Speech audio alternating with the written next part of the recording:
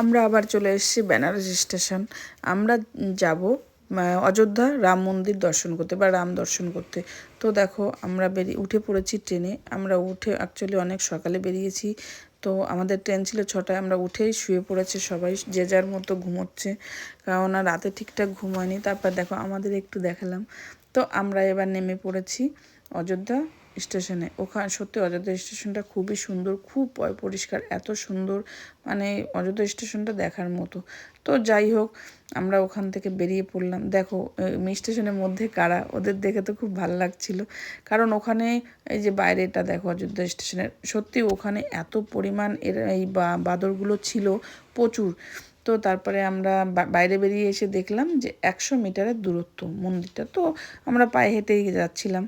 তো দেখো আমাদের লাইন পড়ে গেছে, অনেক দূর থেকেই লাইনটা পড়ে। তো প্রথমে লাইন পড়লো, তারপরে কিছুটা গিয়ে আমাদের সব কিছু জমা দিয়ে দিতে হলো। তারপর আর ফটো তুলতে বা ক্যামেরা করতে, ভিডিও করতে পারিনি। তো আমরা গেছিলাম 26শে জানুয়ারি, 1 জানুয়ারি 2026, 2026-এর 1 জানুয়ারি। তো সত্যিই আমাদের কাছে খুব লাকি যে আমরা রাম দর্শন দিয়ে বছরটা শুরু করতে পেরেছি। বাইরেটা দেখতে পাচ্ছ কি ভীষণ ভিড় ছিল। তো তারপরে আমরা বেরিয়ে, সকলের খিদে পেয়ে গেছিলো, যে যার মতো একটু খাওয়া দাওয়া করে নিচ্ছিল, যার কাছে যাচ্ছিলো সবাই খাচ্ছিল। তো খাওয়ার পরে আমি আবার ভাবলাম যে দেখি একটু ভিডিও করি। তো এটা বাইরের টেক্সচারটা, বাইরেটা আমি দেখাচ্ছিলাম ভিডিও করে।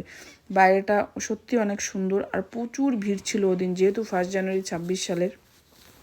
তো তারপরে আমরা বেরিয়ে পড়লাম। বেরিয়েই দেখছি যে রামের প্রসাদ, মানে প্রসাদ দিচ্ছে। তো সত্যি খুব লাকি যে প্রসাদটাও পেয়ে গেছি।